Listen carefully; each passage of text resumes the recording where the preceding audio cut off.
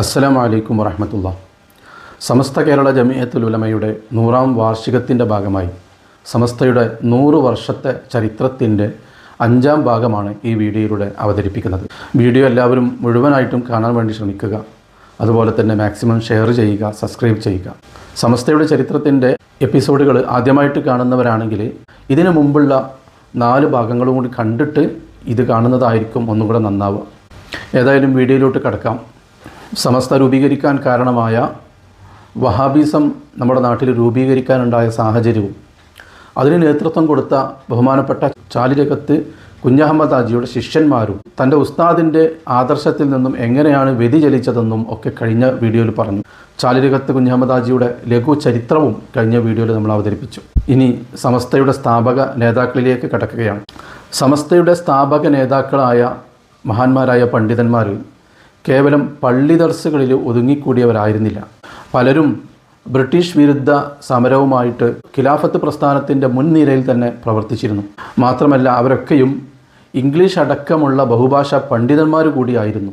വരക്കൽ മുല്ലക്കോയ തങ്ങൾ, പാങ്ങിൽ അഹമ്മദ് കുട്ടി മുസ്ലിയാർ, അതുപോലെ തന്നെ വാളക്കുളം അബ്ദുൽ ബാരി മുസ്ലിയാർ, ഇവരൊക്കെയും ഖിലാഫത്ത് പ്രസ്ഥാനത്തിൻ്റെ മുൻനിരയിൽ പ്രവർത്തിച്ച ആളുകളായിരുന്നു. വരക്കൽ മുല്ലക്കോയ തങ്ങൾക്ക് ആദ്യമൊക്കെ ഖിലാഫത്ത് പ്രസ്ഥാനത്തോട് ചെറിയ വിയോജിപ്പുണ്ടായിരുന്നുവെങ്കിലും പിന്നീട് ഖിലാഫത്ത് പ്രസ്ഥാനത്തിൻ്റെ മുൻനിരയിൽ തന്നെ പ്രവർത്തിച്ചു. പല ഖിലാഫത്ത് യോഗങ്ങളിലും അധ്യക്ഷൻ വഹിച്ചത് വരക്കൽ തങ്ങളായിരുന്നു. 1920-21 കാലഘട്ടത്തിൽ തമിഴ്നാട്ടിലെ ഈറോഡിൽ വെച്ചിട്ട് ഒരു ഖിലാഫത്ത് സമ്മേളനം നടക്കുകയുണ്ടായി. കേരളത്തിലെ പണ്ഡിതന്മാരടക്കമുള്ള ഒരുപാട് പേർ ആ സമ്മേളനത്തിൽ പങ്കെടുത്തിരുന്നു. അഖിലേന്ത്യാ ഖിലാഫത്ത് നേതാക്കളടക്കം ആ സമ്മേളനത്തിൽ പങ്കെടുത്തിരുന്നു. വാളക്കുളം അബ്ദുൽ ബാരി ഉസ്താദ്, KM മൗലവി, കട്ടിലശ്ശേരി മുഹമ്മദ് മൗലവി തുടങ്ങിയ നിരവധി പണ്ഡിതന്മാർ ആ യോഗത്തിൽ പങ്കെടുത്തിരുന്നു. അന്നത്തെ യോഗത്തിൽ വെച്ചിട്ട് KM മൗലവിയും കട്ടിലശ്ശേരി മൗലവിയും കേരളത്തിൽ ഒരു കേരള ജംഇയ്യത്തുൽ ഉലമ എന്ന ഒരു പണ്ഡിത സഭ രൂപീകരിക്കാനുള്ള ചർച്ചകളൊക്കെ കൊണ്ടുവന്നു. പക്ഷേ ബഹുമാനപ്പെട്ട വാളക്കുളം അബ്ദുൽ ബാരി ഉസ്താദിന് അതിനെ ശക്തമായിട്ട് എതിർത്തു. അബ്ദുൽ ബാരി ഉസ്താദ് പറഞ്ഞു, കേരളത്തിലൊരു പണ്ഡിത സഭ രൂപീകരിക്കുമ്പോൾ അത് കേരളത്തിലെ ആലിമീങ്ങളുമായിട്ട് കൂടിയാലോചിക്കണ്ടേ, അവിടുത്തെ മഹാന്മാരായിട്ടുള്ള സയ്യിദന്മാരുമായി കൂടിയാലോചിക്കണ്ടേ. അവരുടെ സമ്മതമില്ലാതെ ഇങ്ങനെ ഒരു പണ്ഡിത സഭ ഇവിടെ രൂപീകരിക്കുന്നതിനോട് എനിക്ക് ഒരു നിലക്കും യോജിക്കാൻ പറ്റൂല എന്ന് പറഞ്ഞു. ആ അഭിപ്രായത്തോട് അവിടെയുള്ള പലരും യോജിക്കുകയും ചെയ്തു.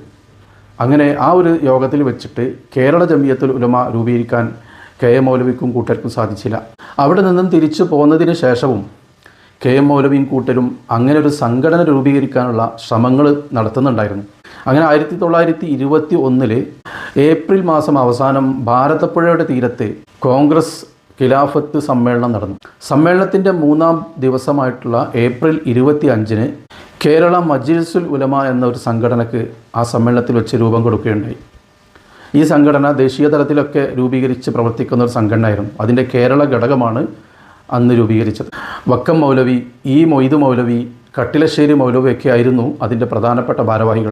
മുമ്പ് ഈ റോഡിൽ വെച്ചിട്ട് കേരള ജമിയത്തുൽ ഉലമ രൂപീകരിക്കാൻ പറ്റാത്ത വിഷമം അവർ ഈ സമ്മേളനത്തിൽ ഇങ്ങനെ ഒരു സംഘടന രൂപീകരിച്ചുകൊണ്ട് പരിഹരിക്കുകയാണ് ചെയ്തത്. ഇതിനൊക്കെ ശേഷമാണ് 1922 ഞാൻ മുമ്പ് പറഞ്ഞ പോലെ നിഷ്പക്ഷ സംഘം കൊടുങ്ങല്ലൂർ വെച്ച് രൂപീകരിച്ചതും അത് പിന്നീട് ഐക്യ സംഘമായി മാറിയതൊക്കെ. 1924 മെയ് 10, 11, 12 ദിവസങ്ങളിൽ കേരള മുസ്ലിം ഐക്യസംഘത്തിൻ്റെ 2-ാം വാർഷിക യോഗം ആലുവയിൽ വെച്ച് നടക്കുകയുണ്ടായി. വെല്ലൂർ ബാക്കിയാത്തിലെ പ്രിൻസിപ്പൾ മൗലാന അബ്ദുൽ ജബ്ബാർ ഹസ്രത്തിനെ അവർ ആ സമ്മേളനത്തിലേക്ക് ക്ഷണിച്ചിരുന്നു. കേരളത്തിൽ പണ്ഡിതന്മാരുടെ ഒരു യോഗം വരുന്നുണ്ട്, അതിൽ അങ്ങ് പങ്കെടുക്കണമെന്ന് അറബിയിലൊരു കത്തെഴുതിക്കൊണ്ടാണ് അദ്ദേഹത്തെ ഇവർ ക്ഷണിച്ചത്. ഇവരുടെയൊക്കെ ഒരു ആശയ വ്യതിയാനമുണ്ടല്ലോ, അത് പുറം ലോകം അറിഞ്ഞിരുന്നില്ല. ഇവരുടെ ദുരുദ്ദേശം അറിയാതെ അദ്ദേഹം ആ സമ്മേളനത്തിൽ പങ്കെടുക്കുകയും ആ സമ്മേളനത്തിൻ്റെ അധ്യക്ഷനാവുകയും ചെയ്തു. മൗലാന അബ്ദുൽ ജബ്ബാർ ഹസ്രത്ത് ഈ സമ്മേളനത്തിൽ പങ്കെടുക്കുന്നു എന്നറിഞ്ഞ അദ്ദേഹത്തിൻ്റെ ശിഷ്യന്മാരടക്കമുള്ള നിരവധി പണ്ഡിതന്മാർ കേരളത്തിൽ നിന്ന് ഈ ഐക്യസംഘത്തിൻ്റെ 2-ാം വാർഷിക സമ്മേളനത്തിൽ പങ്കെടുത്തിരുന്നു.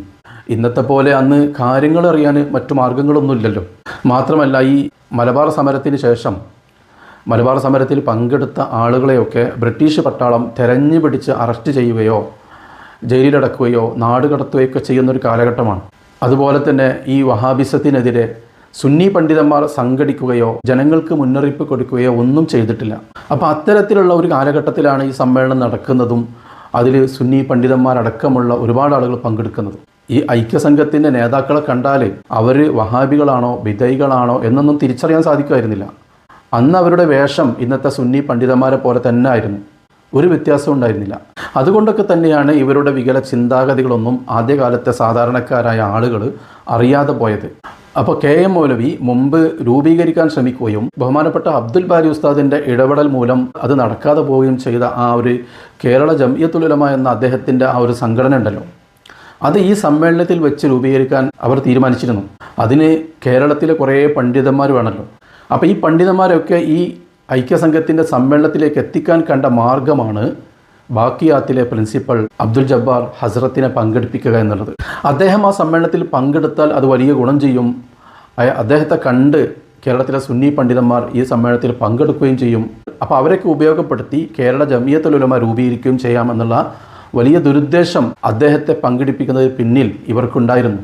അല്ലെങ്കിൽ നിങ്ങളൊന്ന് ആലോചിച്ച് നോക്കും, ഈ ബാക്കിയാത്തിലെ പ്രിൻസിപ്പൽ എന്ന് പറയുന്നത് ഒരു സുന്നിയായിരുന്നു. അന്നത്തെ ഈ മുജാഹിദ് വിഭാഗം എതിർക്കുന്ന മിക്ക കാര്യങ്ങളും അദ്ദേഹം ചെയ്തിരുന്നു. ഇവരുടെ വാദത്തിൽ ശിർക്കായ ഒരുപാട് കാര്യങ്ങൾ ചെയ്യുന്ന ഒരു പണ്ഡിതനെ തങ്ങളുടെ സമ്മേളനത്തിൽ അധ്യക്ഷനാക്കാൻ ഇവർക്ക് സാധിക്കും.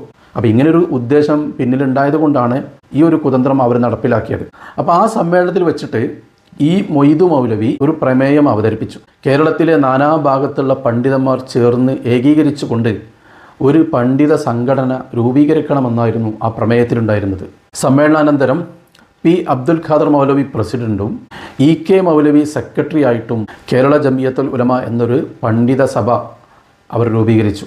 ആദ്യം CK മൗലവിയെയാണ് സെക്രട്ടറി ആക്കിയിരുന്നതെങ്കിലും അദ്ദേഹം അത് ഏറ്റെടുക്കാത്തതിന് ചൊല്ലിയാണ് EK മൗലവി സെക്രട്ടറി ആയിട്ട് മാറിയത്. ഈ സമ്മേളനത്തിന് ശേഷം കേരള മുസ്ലിം ഐക്യസംഘത്തിൻ്റെ പ്രവർത്തനം അവർ കൂടുതൽ വ്യാപകമാക്കി ഊർജിതപ്പെടുത്തി. അവരുടെ പുത്തൻ വാദങ്ങൾ സാധാരണക്കാരായ ആളുകളിലേക്ക് കുത്തിവെക്കാൻ നഗര ഗ്രാമ വ്യത്യാസമില്ലാതെ എല്ലാ പ്രദേശത്തും അവർ നന്നായിട്ട് പ്രചരണം നടത്തി.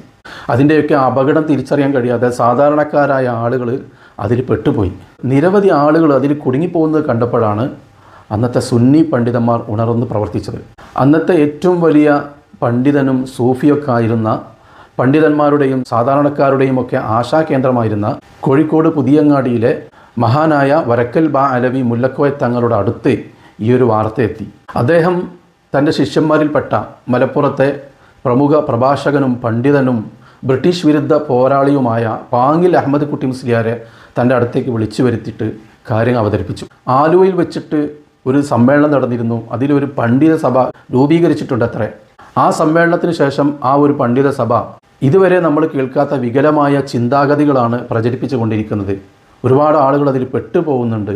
അപ്പോൾ നിലവിലെ അവസ്ഥയെക്കുറിച്ചും ആ സംഘടനയെക്കുറിച്ചൊക്കെ കൂടുതൽ പഠിക്കാൻ വേണ്ടിയിട്ട് പാങ്ങിൽ ഉസ്താദിനോട് ആവശ്യപ്പെട്ടു.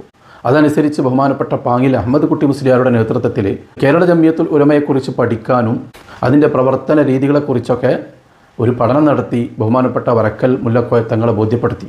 വരക്കൽ മുല്ലക്കോയ തങ്ങളുടെ നേതൃത്വത്തിൽ അവർ ഗഹനമായിട്ട് ചർച്ച നടത്തി. അവർക്ക് മനസ്സിലായി ഇത് മുമ്പ് അറേബ്യയിൽ ഉദയം ചെയ്ത മുഹമ്മദ് ബിൻ അബ്ദുൽ വഹാബിൻ്റെ ആശയമാണെന്നും അതിനെ തടഞ്ഞില്ലെങ്കിൽ മുമ്പ് അറേബ്യയിൽ നടന്ന പോലെ മഹാന്മാരുടെ മക്ബറ പൊളിക്കലും കൂട്ടക്കുരുതിയുമൊക്കെ നമ്മുടെ നാട്ടിലും തുടങ്ങുമെന്ന് അവർ ഭയപ്പെട്ടു. ഈ ഒരു അപകടകരമായ അവസ്ഥയെക്കുറിച്ച് കേരളത്തിലെ മുഴുവൻ പണ്ഡിതന്മാരെയും ബോധ്യപ്പെടുത്തണമെന്നും വളരെ പെട്ടെന്ന് തന്നെ പണ്ഡിതന്മാരുടെ ഒരു യോഗം സംഘടിപ്പിക്കണമെന്നും അവർ തീരുമാനിച്ചു. അതനുസരിച്ച് 1925 കോഴിക്കോട് കുറ്റിച്ചിറ പള്ളിയിൽ കുറച്ച് പണ്ഡിതന്മാരുടെ ഒരു യോഗം നടക്കുകയുണ്ടായി. വരക്കൽ മുല്ലക്കോയ തങ്ങളും പാങ്ങിൽ അഹമ്മദ് കുട്ടി മുസ്ലിയാരും മറ്റു പണ്ഡിതന്മാർക്ക് നിലവിലെ സാഹചര്യത്തെക്കുറിച്ചും അത്യന്തം അപകടകരമായിട്ട് മുന്നോട്ട് പോകുന്ന ഈ വഹാബിസത്തെക്കുറിച്ചുമൊക്കെ അവർക്ക് വിശദീകരിച്ചു കൊടുത്തു. ഇബ്നു തൈമിയയുടെയും ഇബ്നു അബ്ദുൽ വഹാബിൻ്റെയും ഒക്കെ പിഴച്ച വാദങ്ങളാണ് ഈ പുതിയ സംഘടന പ്രചരിപ്പിക്കുന്നതെന്ന് അവർക്കെല്ലാവർക്കും ബോധ്യപ്പെട്ടു. അവർ മഹാന്മാരായ പണ്ഡിതന്മാരെയൊക്കെ പരിഹസിക്കുകയാണ്. അവർക്കെതിരിൽ പണ്ഡിതന്മാർ സംഘടിക്കണമെന്നും യഥാർത്ഥത്തിൽ കേരള ജംഇയ്യത്തുൽ ഉലമ രൂപീകരിക്കേണ്ടത് അവരല്ല നമ്മളാണെന്നൊക്കെ വരക്കൽ തങ്ങൾ ആ യോഗത്തിൽ വെച്ച് അവരോട് പറഞ്ഞു. അങ്ങനെ പുതിയ ഒരു പണ്ഡിത സഭയ്ക്ക് രൂപം നൽകാൻ വേണ്ടിയിട്ട് ഒരു അഡ്ഹോക്ക് കമ്മിറ്റിയെയും ആ യോഗത്തിൽ വെച്ച് തന്നെ തീരുമാനിച്ചു. KP മുഹമ്മദ് മീറാൻ മുസ്ലിയാർ പ്രസിഡൻറ്റും പാറോൽ ഹുസൈൻ സാഹിബ് സെക്രട്ടറിയുമായിട്ടുള്ള ഒരു അഡ്ഹോക്ക് കമ്മിറ്റിക്കാണ് ഈ പണ്ഡിതന്മാരെ സംഘടിപ്പിക്കേണ്ടതും അവരെ സംഘടിപ്പിച്ചുകൊണ്ട് ഒരു സമ്മേളനം നടത്താനുള്ള ചുമതല നൽകിയത്. ആ കാലഘട്ടത്തിലൊക്കെ വലിയ വലിയ മുദരിസുമാരും ഖാദിമാരുമായ നിരവധി പണ്ഡിതന്മാർ അവർ ദർസ് നടത്തിയും ഇബാദത്തിലൊക്കെയുമായിട്ട് പള്ളികളിൽ കഴിഞ്ഞുകൂടുന്ന ആളുകളായിരുന്നു. ബഹുമാനപ്പെട്ട പാങ്ങിൽ ഉസ്താദിൻ്റെയും മീറാൻ മുസ്ലിയാരുടെ നേതൃത്വത്തിൽ ഈ പണ്ഡിതന്മാരൊക്കെ നേരിൽ ചെന്ന് കണ്ട് കാര്യങ്ങൾ ബോധ്യപ്പെടുത്തി. വളരെ നല്ല സൗകര്യത്തോടെയും എളുപ്പത്തോടെയും ഒക്കെ ദീനീ പ്രബോധന പ്രവർത്തനങ്ങൾ നടത്തുന്ന നമുക്കൊക്കെ വലിയ പാഠമാണ് അവരിൽ നിന്ന് ഉൾക്കൊള്ളാനുള്ളത്. അവരോടൊക്കെ നമുക്ക് വലിയ കടപ്പാടാണുള്ളത്. ഒന്ന് ചിന്തിച്ചു നോക്കൂ, തീരെയും ഗതാഗത സൗകര്യങ്ങളില്ലാത്ത ആ കാലത്ത് അവരെത്ര കഷ്ടപ്പെട്ടിട്ടായിരിക്കും കേരളത്തിൽ അങ്ങോളം ഇങ്ങോളം യാത്ര ചെയ്ത് ഈ പണ്ഡിതന്മാരെ നേരിൽ ചെന്ന് കണ്ട് കാര്യങ്ങൾ ബോധ്യപ്പെടുത്തിയത്. അവർ ചെല്ലുന്ന സമയത്ത് ആ പണ്ഡിതൻ അവിടെ ഉണ്ടോ ഇല്ലയോ എന്ന് ആദ്യം അറിയാൻ പറ്റില്ലല്ലോ. ഫോൺ വിളിച്ച് ചോദിക്കാൻ അന്ന് അത്തരത്തിലുള്ള സൗകര്യങ്ങളൊന്നുമില്ലല്ലോ. എത്ര ദിവസവും എത്ര ഊർജ്ജവും അതിനുവേണ്ടി അവർ ചെലവഴിച്ചിട്ടുണ്ടാവും. ഒരു ഭാഗത്ത് മലബാർ സമരാനന്തരമുണ്ടായ ആൾനഷ്ടവും ദാരിദ്ര്യവും പട്ടിണിയുമൊക്കെ, അതോടൊപ്പം അനാഥരായ കുട്ടികളും പ്രായമുള്ളവരുമടക്കം ജീവിക്കാൻ വളരെയേറെ പ്രയാസപ്പെടുന്ന നിരവധി ആളുകൾ. മറ്റൊരു ഭാഗത്ത് പോലീസുകാരുടെയും പട്ടാളക്കാരുടെയും നിരന്തരമായിട്ടുള്ള മർദ്ദനങ്ങളും പീഡനങ്ങളും. ഇത്രയും വലിയ പ്രയാസങ്ങൾക്കൊടുവിൽ ഈ ദുനിയാവിൽ ഏതായാലും കഷ്ടപ്പാടും പ്രയാസമാണ്. എന്നാൽ മരണാനന്തര ജീവിതത്തിലെങ്കിലും ഈ പ്രയാസവും കഷ്ടപ്പാടില്ലാതെ ജീവിക്കണമെന്ന് ചിന്തിക്കുമ്പോഴാണ് ജനങ്ങൾക്കിടയിൽ ആശയക്കുഴപ്പങ്ങളുണ്ടാക്കി അവരുടെ ഈമാൻ കവർന്നെടുത്തുകൊണ്ട് ഒരു വിഭാഗം ആളുകൾ പ്രവർത്തിക്കുന്നത്. അപ്പോൾ ഇത്തരത്തിലുള്ള വലിയ പ്രതിസന്ധികൾക്കിടയിലാണ് ബഹുമാനപ്പെട്ട പാങ്ങില ഉസ്താദും മീറാൻ മുസ്ലിയാരും അടക്കമുള്ള സമസ്തയുടെ സ്ഥാപക നേതാക്കൾ ഓരോ പണ്ഡിതന്മാരെയും പോയി ചെന്ന് കണ്ട് അവരെ നിലവിലെ സാഹചര്യങ്ങൾ അവരെ ബോധ്യപ്പെടുത്തി അവരെ സംഘടിപ്പിച്ച് ഒരു സമ്മേളനം നടത്താൻ ശ്രമിക്കുന്നത്. അതേ വർഷം തന്നെ ഈ അഡ്ഹോക്ക് കമ്മിറ്റിക്ക് കീഴിൽ കോഴിക്കോട് എടവണ്ണയിലൊക്കെ ചില സുന്നി സമ്മേളനങ്ങൾ നടത്തിയിരുന്നു. അത് നിലവിലെ വഹാബിസത്തിൻ്റെ അപകടാവസ്ഥയും അതുപോലെ തന്നെ അങ്ങിങ്ങായിട്ട് ഖാദിയാനിസവും വ്യാജ ത്വരീകത്തുകളുമൊക്കെ തലപൊക്കി വരുന്ന ആ ഒരു സാഹചര്യം ജനങ്ങളെ ബോധ്യപ്പെടുത്താൻ വേണ്ടിയിട്ടാണ് അഡ്ഹോക്ക് കമ്മിറ്റിക്ക് കീഴിൽ ഇങ്ങനെ സുന്നി സമ്മേളനങ്ങൾ സംഘടിപ്പിച്ചത്. അപ്പോൾ ഇവരുടെയൊക്കെ പിഴവുകൾ കൃത്യമായി ചൂണ്ടിക്കാട്ടി ജനങ്ങളെ ഇവർ ബോധവൽക്കരിച്ചു. 1926 ജൂൺ 26 കോഴിക്കോട് ടൗൺ ഹാളിൽ വെച്ചിട്ട് ഒരു വലിയ പണ്ഡിത സമ്മേളനം ആരംഭിക്കുകയുണ്ടായി. ബഹുമാനപ്പെട്ട പാങ്ങിൽ ഉസ്താദിൻ്റെയും മീറാൻ മുസ്ലിയാരുടെയൊക്കെ പ്രയത്നം കൊണ്ട് കേരളത്തിൻ്റെ നാനാഭാഗത്തു നിന്നും നിരവധി പണ്ഡിതന്മാരാണ് കോഴിക്കോട് ടൗൺ ഹാളിലേക്ക് ജൂൺ 26 ഒഴുകിയെത്തിയത്. ഇൻഷാ അല്ലാഹ് ബാക്കി കാര്യങ്ങൾ അടുത്ത വീഡിയോയിൽ പറയാം. വീഡിയോ നിങ്ങളെല്ലാവരും ഷെയർ ചെയ്യണം, സബ്സ്ക്രൈബ് ചെയ്യണമെന്ന് മാത്രം ഓർമ്മപ്പെടുത്തി അവസാനിപ്പിക്കുന്നു. അസ്സലാമു അലൈക്കും വറഹ്മത്തുള്ളാഹി.